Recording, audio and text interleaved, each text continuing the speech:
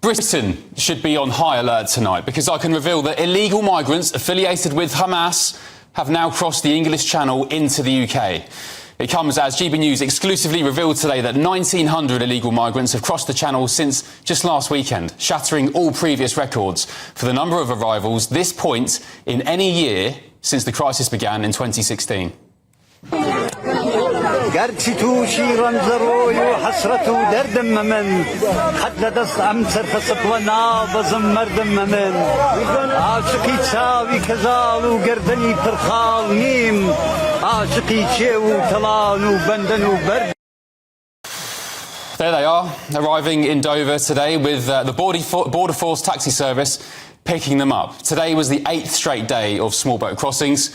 So much, I guess, for Smash the Gangs. But buried amongst the staggering numbers is a more dark and sinister development, because it appears that Palestinians linked with Hamas, the butchers of October the 7th, are now crossing the English Channel to England on small boats. So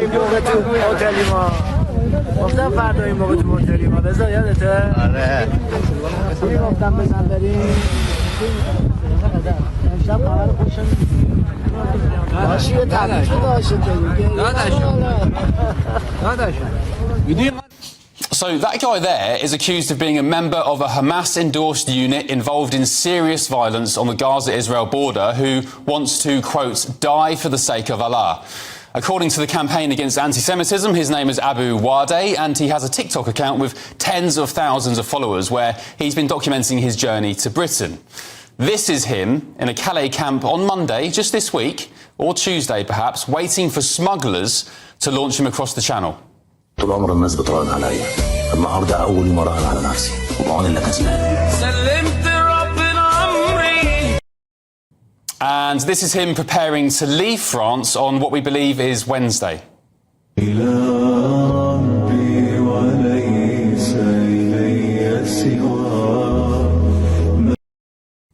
We understand Abu Wade is now, tonight, in the UK. We don't know where he is. But if you want an idea of what this guy is about, the Campaign Against Anti-Semitism have been doing some important digging. This is him previously taking to TikTok to rip up an Israeli flag. وصلوا لي هذا الفيديو لكل واحد داعم الكيان الصهيوني. هاي إسرائيل تاعتكم. هاي إسرائيل تبعتكم. هذا هي إسرائيل تاعتكم. شايفينها؟ And this is him taking to the microphone in Gaza, railing against Jews, saying his loftiest ambition was to die for Allah.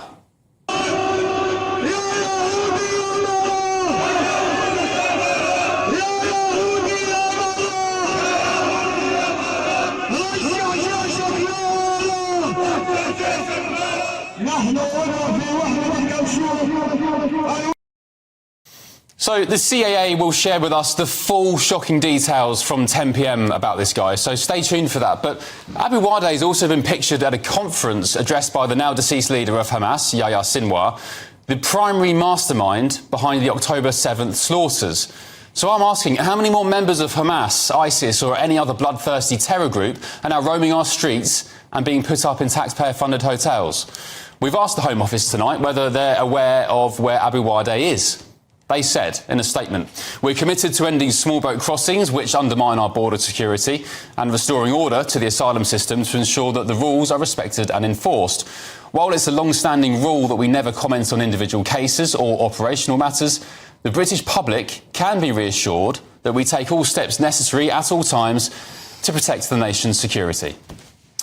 The fact is that this man is in Britain, and that fact alone should warrant the small boats invasion being classed as a national security emergency. So I say tonight, Sir Keir Starmer, the Prime Minister, over to you.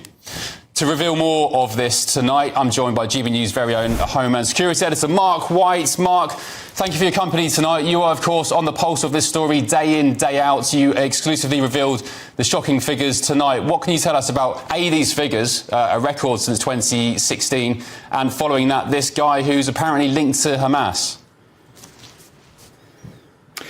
Well, the figures are unprecedented, there's no doubt. An 8th straight day today of arrivals in the Channel, which for this time of the year, when conditions out in the Channel are normally pretty horrific, it is, as I say, very unusual indeed. We've had conditions which have either been a bit better or borderline, and even when conditions aren't great, the people smugglers are still pushing these boats out into the Channel. And what that's meant is that actually for the year so far, we're now pushing 4,000, which is higher than at any point since this crisis began in 2016. And you alluded to some of the real concerns that people have around security there, and they're right to be concerned, because many of those that come across the Channel are instructed by the people smugglers and even some of the NGOs, the charities that are out there as well, to throw their documentation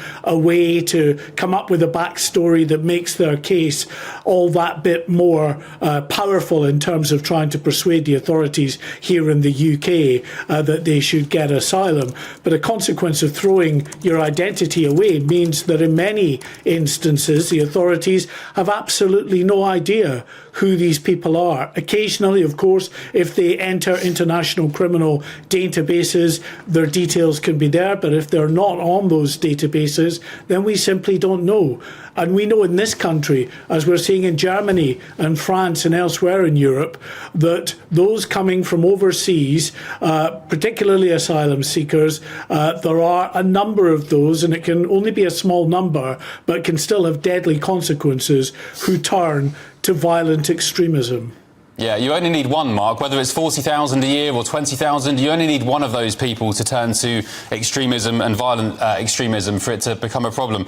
We saw the extraordinary footage of today, that boat rocking up to Dover, or just off Dover, accompanied by Border Force. We knew this was happening anyway, that they act as almost, I mean, they've been accused of being a taxi service, but just explain really what Border Force, their role is. When do they pick up migrants and where do they take them back to? Here we are, this is the image here.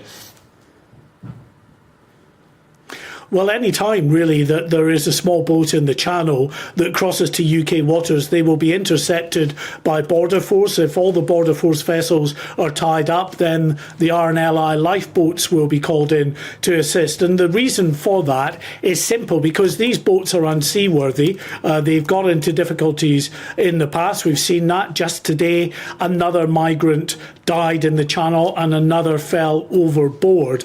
6 or 7, at least, who've died so far this year. It was more than 70 last year. So under obviously international rules of the sea, the UK is obliged to go to intercept them, to pick them up. I feel a bit for Border Force and for the RNLI. They are just doing their job. At the end of the day, any decision on a tougher policy, a decision on turning back, for instance, the migrants, picking them up, landing them back in France, or enacting a deterrent to ensure that anyone who arrives here illegally doesn't get to stay in the UK and get sent off to a third country. The previous government, of course, had Rwanda in mind. That is for the politicians to decide on that approach. It's not for Border Force or the RNLI. They've got to do the job that they're tasked with at the end of the day. But as I see it, 8 months in now to this Labour government, with this smash the gangs policy